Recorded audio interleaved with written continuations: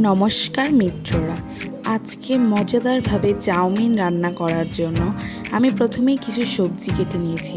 সবজির মধ্যে আছে টমেটো, শসা, গাজর, বিটরুট, কাঁচামরিচ, ধনেপাতা এবং পেঁয়াজ কুচি।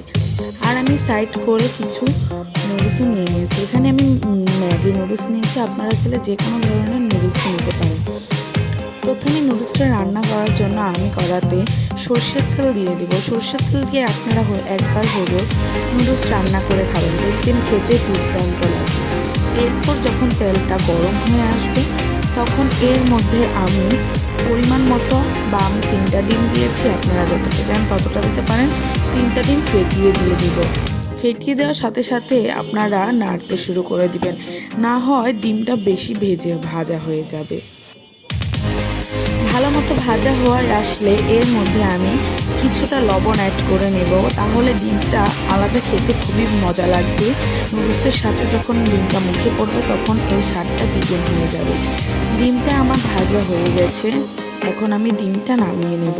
ডিমটা নামানো শেষ হলে কড়াতে আরেকটু তেল দিয়ে আমি এরপর বিটগুলো দিয়ে দেব। দেখুন বিটগুলোর কালারটা কতটা সুন্দর। এরপর আমি কেটে রাখা গাজর দিয়ে ভালো মতো ভেজে নেব।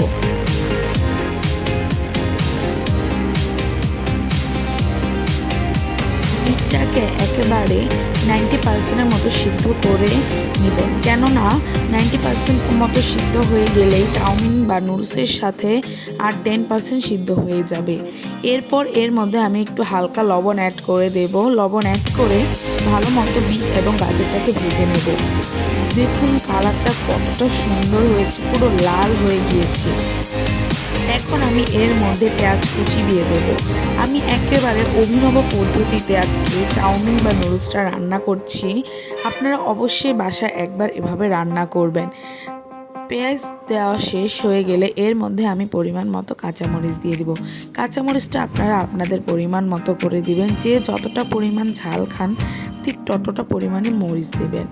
এরপর যখন সবগুলো ভাজা হয়ে আসবে তখন এর মধ্যে আমি শসা এবং টমেটো অ্যাড করেছি। শসা এবং টমেটোটা একেবারে অপশনাল, আপনারা চাইলে দিতেও পারেন এবং নাও দিতে পারেন। এটা দিলে খেতে কি আসলে ভালো লাগে, আপনারা দিয়ে দেখতে পারেন। এরপর আমি ভেজে রাখা ডিমগুলো দিয়ে দিচ্ছি। সবগুলো তরকারি একসাথে ভালোভাবে মিশিয়ে নেব, যাতে কোনোটা মশলা ছাড়া না থাকে। ভালোভাবে ভাজা হয়ে আসলে এর মধ্যে আমি আগে থেকে সিদ্ধ করে রাখা নুডলসগুলো দিয়ে দেব।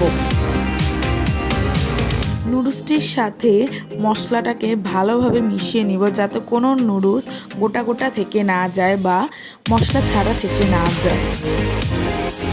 দেখুন নুডলসের কালারটা পুরোটাই চেঞ্জ হয়ে এসেছে, দেখতে কত সুন্দর লাগছে। এরপর এর মধ্যে আমি নুডলসে থাকা মশলাগুলো অ্যাড করে দেব। আপনারা ট্রাই করবেন লবণটা একটু অল্প পরিমাণে দেওয়ার জন্য, কেননা মশলাতেও কিছুটা লবণ থাকে, না হয় আপনাদের লবণের পরিমাণটা বেশি হয়ে যাবে। এরপর সব মিলিয়ে নেওয়ার পরে আমি উপরে দিয়ে হালকা কিছুটা ধনেপাতা অ্যাড করে দেব। ধনেপাতাটা অপশনাল, আপনারা চাইলে দিতেও পারেন এবং নাও দিতে পারেন।